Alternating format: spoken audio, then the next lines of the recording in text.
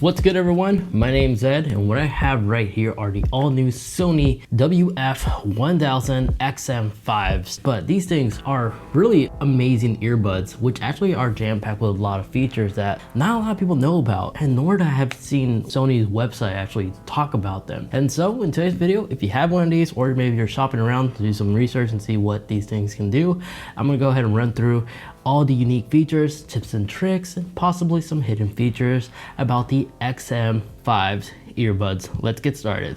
So first thing first, of course, we need to launch the Sony app. And here's the UI. Really clean layout, basic.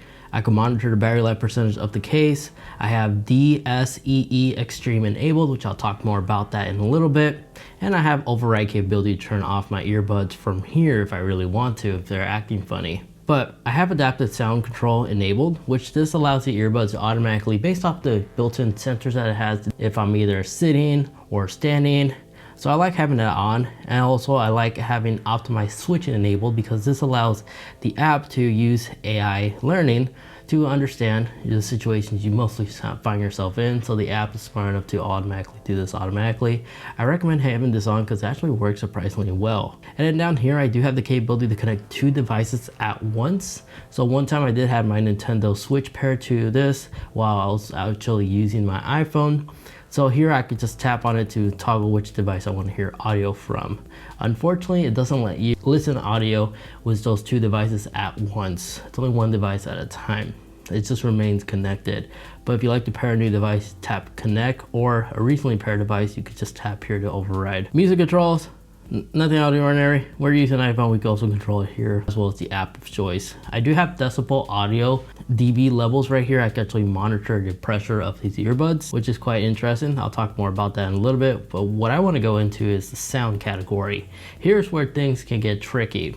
So right now, adaptive sound is enabled, and if I actually tap down arrow, this will actually allow me to override it if I want to have ambient sound over noise cancellation. And on the ambient sound, this little slider, you can actually customize how much level of sound, ambient sound, you want to be able to hear. Customizing to your own personal preference. To me, I want ambient sound to be on, so I have it max, or I could have it all entirely turned off. Voice pass-through. With voice pass-through enabled, this will actually filter every background sound except for voices. It will automatically start filtering everything else, so you can actually listen to other people talking to you. But if we enable speak to chat, once you start talking, feature when you have active noise cancellation enabled, and it will automatically turn off when you're talking to somebody and will resume back automatically once you're done with that conversation. If you tap the cog icon right here, actually enable the sensitivity, how sensitive you want it to be. I personally have better experience having it on high.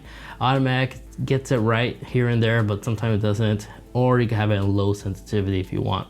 Again, high sensitivity works for me, and that's the one I'll recommend if you're trying to experiment. And then time until mode closes. I like to keep it as standard, which is 15 seconds. So after that conversation, 15 seconds later, if I don't talk or it doesn't pick up any other voices, it'll switch back to active noise cancellation, or select don't close automatically. Personal preference, because you got 5 seconds or 30 seconds if you like to extend the time even more. But down here, equalizer. There's not much you need to know about equalizing. People usually just always adjust it to their own personal preference. I would personally like max out the bass and such, which I kind of did. But if you want to know the basic EQ modifications, what a lot of audiophiles and engineers would suggest is listen to the music on the official website, like in your car or your TV, and you try adjusting it to how they have it tuned. So that's how you can actually get the perfect EQ setting.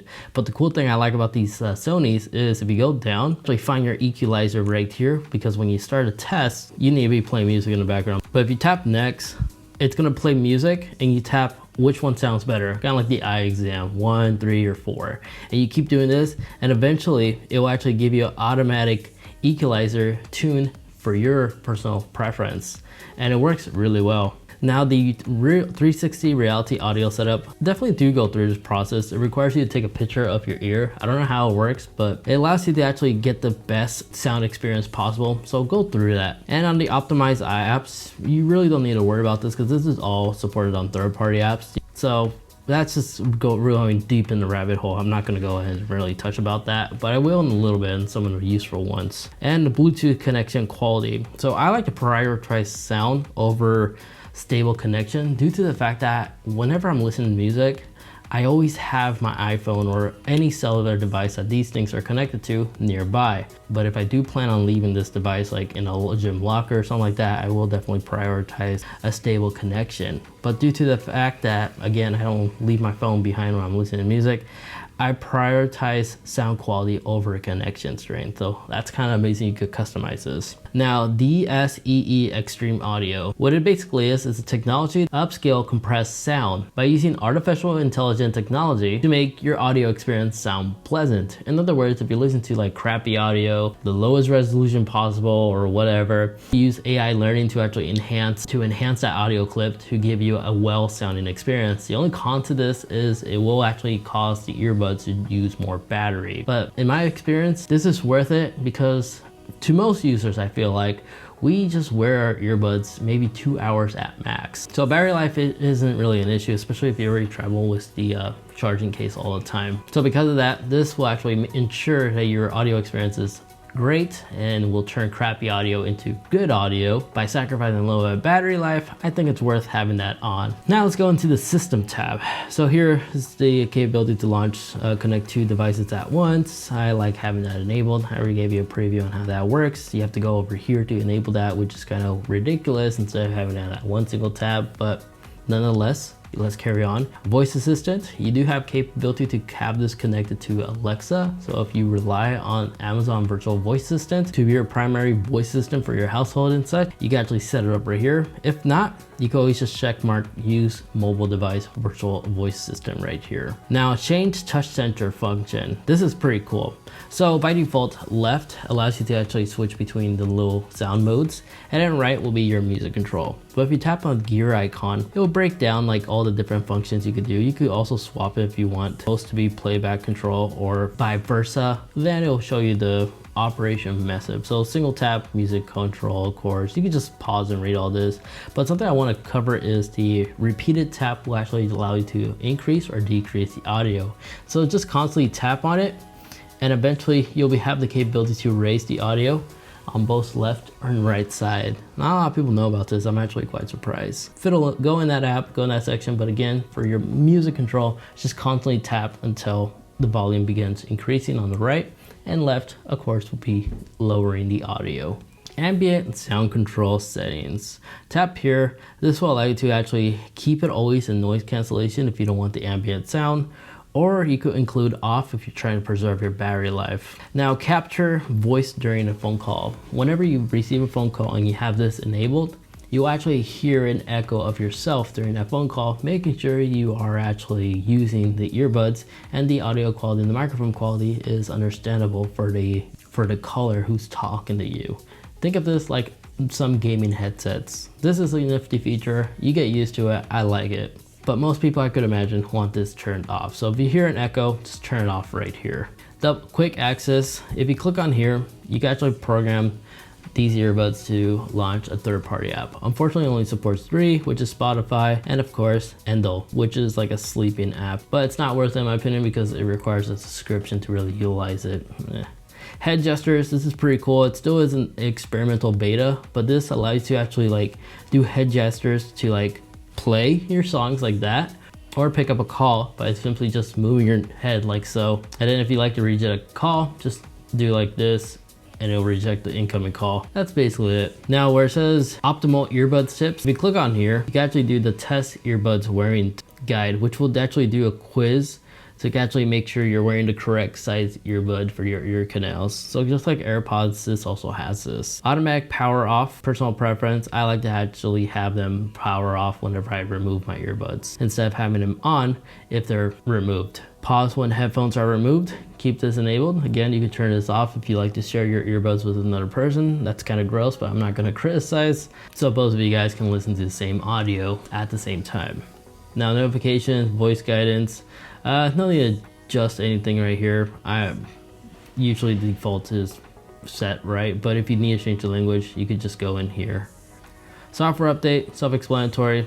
Now services, This is where things get a little bit interesting. Ignore this, it's just like a little ad. Same goes for Spotify. Unless you have Spotify, I do encourage to set that up. But what I do want to show you is the autoplay. Autoplay is pretty cool. It's a third-party app that will actually allow these earbuds to automatically play music once you go into the gym. Once you set the coordinates address to the gym, so whenever you go to that location, you put these on, it will immediately launch Apple Music. It supports Apple Music, it supports Spotify, Endo, which is a sleeping app. I don't know how that works, but for the gym. Play with this app. It's pretty self-explanatory, but this app allows you to actually listen to your notifications as you receive them while you're working out, or other categories. If it's an urgent notification, you don't have to look at your phone. It will actually read out loud the notification to your earbuds. But here, where to play, we're on the move, running, gym, after a call, after work, announce time, as well as announce notifications. I have this all on.